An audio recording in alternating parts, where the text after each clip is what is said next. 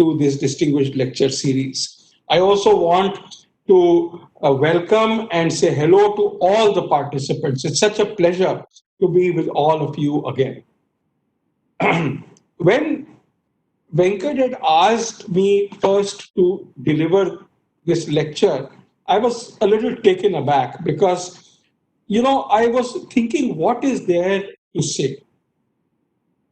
But as I thought over this, I thought there are three or four things that I would like to share with you. And these four things are: number one, the continuing importance of energy efficiency in our energy economics. That's number one. The second is the fact that there is a large potential for energy efficiency even now in all sectors that you can think of. The third is that as we move ahead, there will be new opportunities, let me say, or new areas that will open up primarily because of our climate change implications and drivers. And the last point that I wanted to focus on was the fact that as we move ahead, it, this area will now increasingly, I would say, not only from today, but from yesterday, start seeing the need for innovation that is relevant to us here in India. So these are the 4 points that I would like to focus on. Let me start with the first.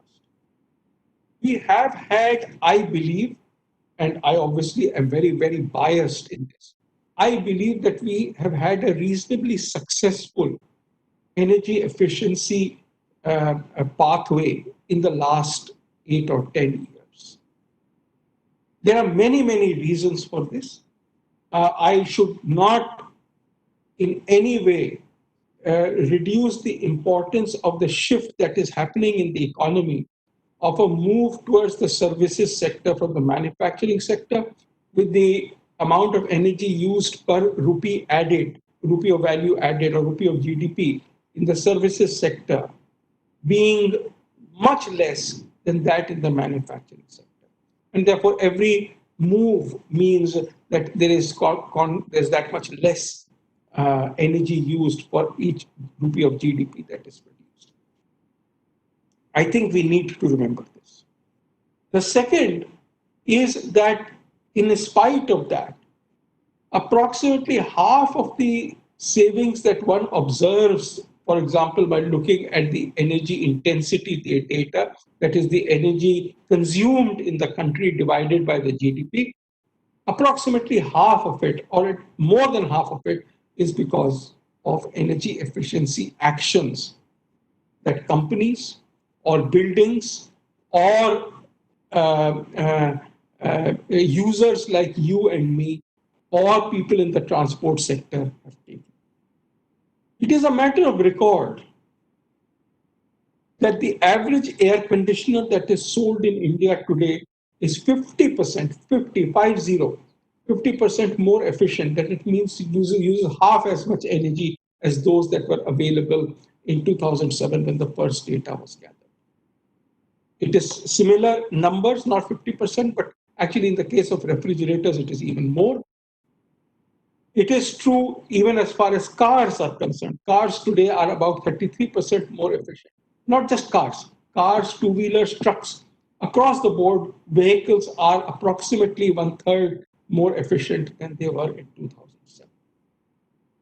Obviously, the total value of products that are used in the Indian economy has increased.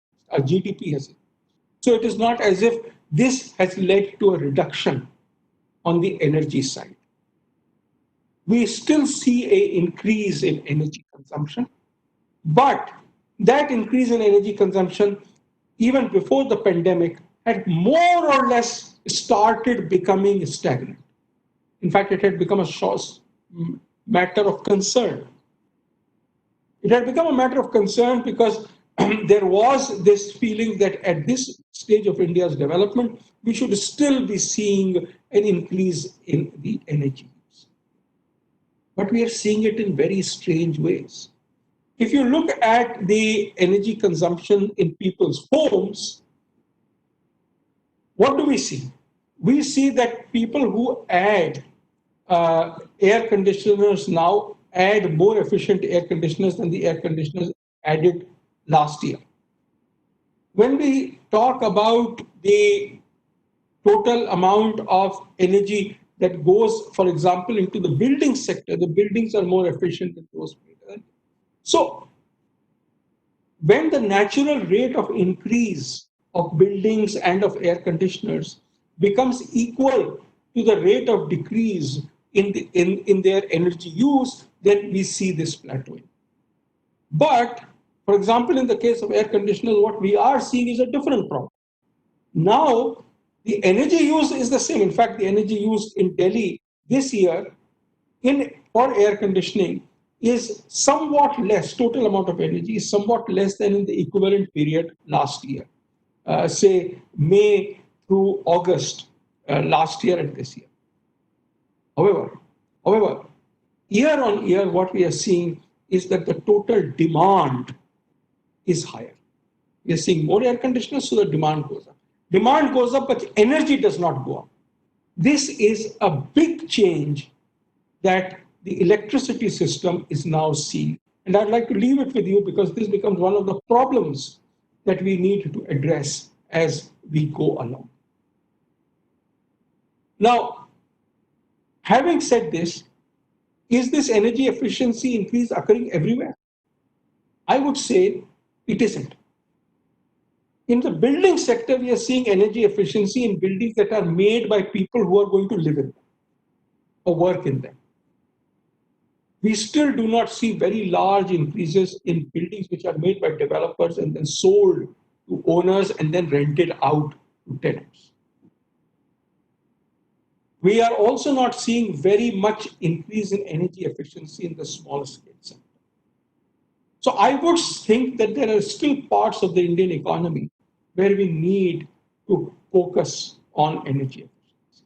And on the other side, even in places where energy efficiency has happened, I gave the example of air conditioners, the problem has changed. It's no longer an energy problem, but it is certainly a peak demand. So the first issue that I would like to leave you with is that there is still a very large number of people in this country who have now got access to modern fuels, either electricity or LPG. And their use currently is very small, it will increase.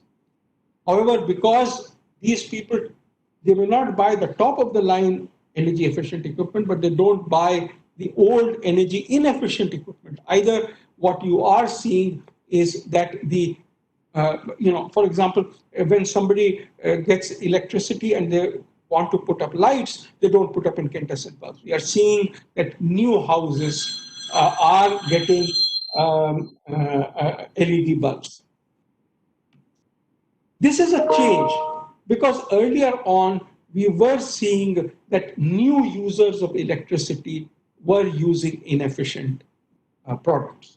Similarly, in the case of LPG, because of the requirements that the Ministry of Petroleum has put, whenever somebody gets a new LPG connection, the stove that they use has a minimum efficiency of 68%. Again, this is very different from the earlier days when the new users of LPG were using less efficient stoves than the ones who were using it or were richer in their incomes. So this is good. But what I think it suggests to us is that there is a lot of work as we go. Nowhere is this clearer than in the case of industry.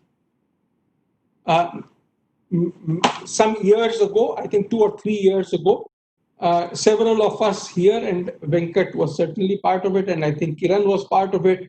The TIFAC, the Technology Information Forecasting and Assessment Council of the Department of Science and Technology, had created a group which focused on energy efficiency. What is the kind of energy efficient technologies that are needed. As I go through them, I see them falling into three large categories. It is too much to expect that I will bore you with a listing of the many, many tables that were created. But what is true is that they fall into three categories. And I think this is a good classification of where is it that we are seeing both needs and trends in energy efficiency. The first was newer materials. So, for example, we were looked at windows, double glazed and so on. So, which met these better performance standards. We were seeing that new materials